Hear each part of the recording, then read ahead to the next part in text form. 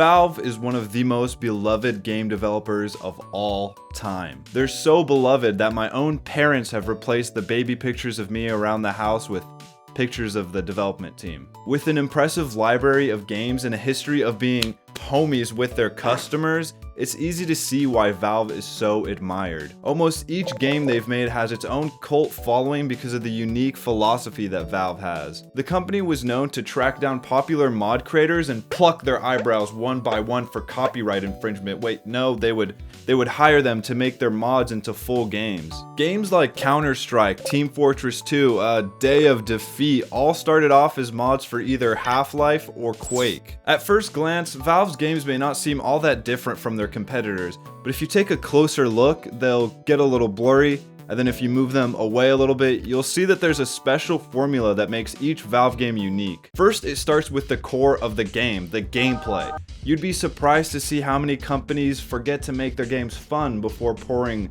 millions into marketing. Valve's games typically start off pretty simple and then slowly ramp up the difficulty. This makes it easy for anyone to pick up their games, and as they progress, they'll gradually get the hang of things. The simple mechanics that the player has gotten to know will start to build off each other and become more complex, but Valve does a really good job of keeping their games from getting too convoluted. Obviously, some of their games can get pretty complex with all the strategies and straight up studying you need to do, but for the most part, Valve does a pretty good job of keeping their games manageable for anyone. Surrounding the solid gold core of gameplay is a big, fat layer of story and lore. The game was already fun to play, but that's not good enough for Valve. They do an insane job of crafting a meaningful world around the main mechanic of each game. Not all of their games have a story, but the ones that do go all in. There are so many things to discover in their narrative-driven games, and every little detail has a story to tell. And finally, what really makes a Valve game unique is the Valve twist. Trademark pending. It usually comes in the form of a new and unique game mechanic that affects everything else I talked about, or it's a game-changing approach to an already established genre. Just about every popular game by Valve has a twist that makes it unique and unmatched, so slap on that little Speedo and let's take a quick swim across the Valve pond to see what I mean. Weird way to transition that. Starting with Valve game numero uno, Medio Vida, Half Life for you non-Spanish speakers. The whole game was a twist. FPS games at the time were looking like Flat Stanley, missing another dimension the way they were so one-dimensional. Dope. Valve decided that shit was lame and so were cutscenes, so they said frick it to both and crafted an engaging story that you experience firsthand. Next, they birthed Counter-Strike, the twist being they don't want no more fancy stories and characters. This game was about raw skill. It was just you, your gun, and a bunch of foreign dudes with ungodly aim. Skipping about 15 or so remakes and shit came the bomb of a game, Half Life 2. The twist, the physics that go bonkers, and the new Source engine. This shit is huge. People loved Half Life 2, so of course Valve had to continue the series with... Valve had to continue the series with...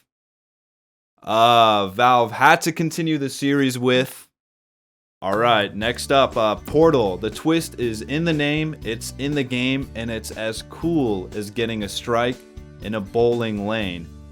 Can we just cut that out? It's already in the video. You go through portals and use inertia to solve puzzles. Moving on to Team Fortress 2. This is the first really fleshed out hero shooter, and it basically shaped how the genre looks today. You had 9 characters to choose from, but each had their own strengths, weaknesses, weapons, and personalities. No big booties in this hero shooter though, we weren't there yet. The Left 4 Dead series. The little Valve twist here was that cooperation is required and it will be on the test. It didn't matter that you and your little brother couldn't agree on which Go-Gurt flavor was the best. If that little stinker was in trouble, I know you were hauling ass to give him your medkit. Portal 2, Slippy Gel and Bouncy Gel.